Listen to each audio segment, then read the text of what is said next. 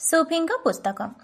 ସୁଫିମାନଙ୍କ ଭିତରେ ଏମିତି ଗୋଟିଏ ପୁସ୍ତକ ଅଛି ଯାହାକୁ ବହିମାନଙ୍କ ଭିତରେ ସର୍ବୋତ୍କୃଷ୍ଟ ବୋଲି କୁହାଯାଏ। ଏବେ ଜାଣିବା ସେ ବହିର ବୃତ୍ତାନ୍ତ।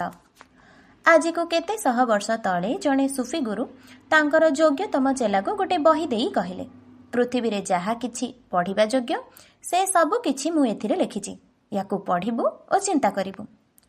ଶିଷ୍ୟ ମୋଟା ବହିକୁ ଖୋଲି ଦେଖେ ତ ତା ଭିତରେ ଗୋଟିଏ ଶବ୍ଦ ବି ଲେଖା ନାହିଁ। ସେ ଗୁରୁଙ୍କୁ ପଚାରିଲା, ଆଜ୍ଞା, ଏଥିରେ ତ କିଛି ହେଲେ ଲେଖା ନାହିଁ। ଗୁରୁ କହିଲେ, ତା ଅର୍ଥ ଏ ପୃଥିବୀରେ ପଢ଼ିବା ଯୋଗ୍ୟ କିଛି ନାହିଁ।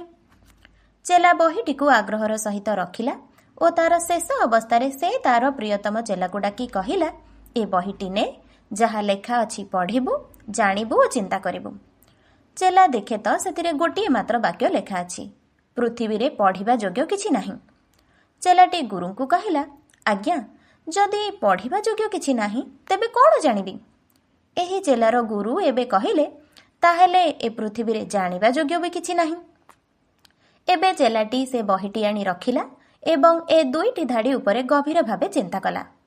ସେ ଯେତେବେଳେ ଅତ୍ୟନ୍ତ ବୃଦ୍ଧ ହୋଇଗଲା, ତାର ସବୁଠାରୁ ପ୍ରିୟ ଚେଲାକୁ ବହିଟି ଦେଇ କହିଲା, ଏହା ହେଉଛି ସର୍ବୋତ୍ତମ ବହି, ଏହାକୁ ମନ ଦେଇ ପଢ଼ିବୁ। ଚେଲା ବହିଟିକୁ ଖୋଲି ଦେଖେ ତ ଲେଖା ଅଛି, ଏ ପୃଥିବୀରେ ପଢ଼ିବା ଯୋଗ୍ୟ କିଛି ନାହିଁ, ଜାଣିବା ଯୋଗ୍ୟ କିଛି ନାହିଁ। ଚେଲାଟି କିଛି ବୁଝି ନ ପାରି ଗୁରୁଙ୍କୁ ଚାହିଁବାରୁ ଗୁରୁ କହିଲେ, ତାହା ହିଁ ସତ୍ୟ, କେବଳ ବୁଝିବାକୁ ଚେଷ୍ଟା କର। ଏ ତୃତୀୟ ଚେଲା ବୃଦ୍ଧ ହେଲା ପରେ ଏହି ବହିଟି ତାର ସର୍ବୋତ୍ତମ ଚେଲାକୁ ଦେଲା। ଏବେ ସେଥିରେ ଲେଖା ଥିଲା, ଏ ପୃଥିବୀରେ ପଢ଼ିବା ଯୋଗ୍ୟ କିଛି ନାହିଁ, ଜାଣିବା ଯୋଗ୍ୟ କିଛି ନାହିଁ, କେବଳ ବୁଝିବାକୁ ଚେଷ୍ଟା କର। ତା ପରଠାରୁ ସେଥିରେ ଆଉ କିଛି ଯୋଡ଼ା ଯାଇନାହିଁ। ଏ ତିନି ବାକ୍ୟକୁ ପ୍ରକୃତ ଜ୍ଞାନ ବୋଲି ବିଚାର କରାଯାଏ।